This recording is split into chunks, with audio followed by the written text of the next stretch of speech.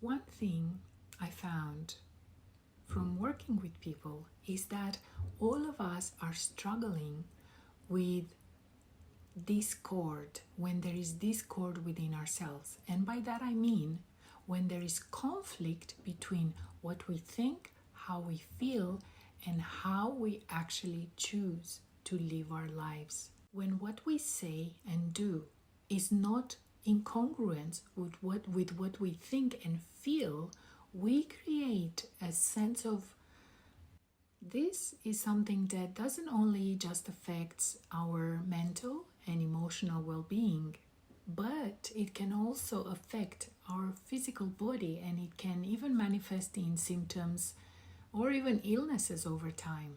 One thing that I've learned from my own life experience is that our life is a result of the choices that we make, and not only that the choices that we make, but also of the place that we make these choices from.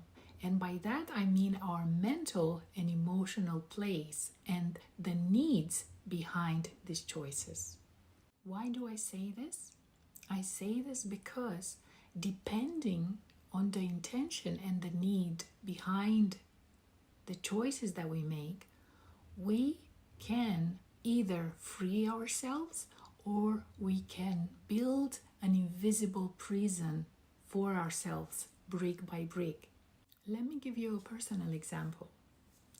Staying in a marriage where I was unhappy, but I stayed because I was not ready to end it. I was afraid.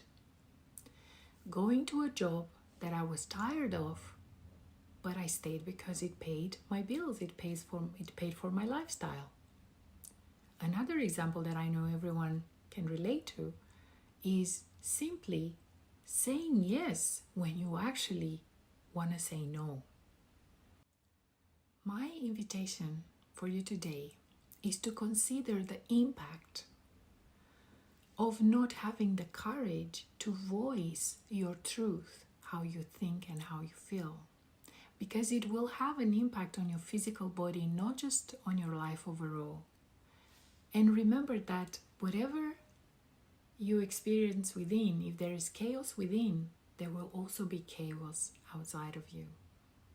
And for those of you who can relate to what I'm sharing here, I invite you to ask yourself this question. Are your choices freeing you, or are your choices imprisoning you? Because if you feel trapped and imprisoned in your life right now, it's very possible that your needs and your life values are clashing. And when they're clashing, you will be suffering, because you can only suffer when you are not living your life according to your own truths and your own values. And that's what's the most painful thing. And I know that many of you, including myself in the past, I wasn't living my life according to my true values, and I was doing what I thought people expected me to do, what I thought was the right thing to do, but it wasn't the right thing for me. So I invite you to do the right thing for you. Thank you for watching.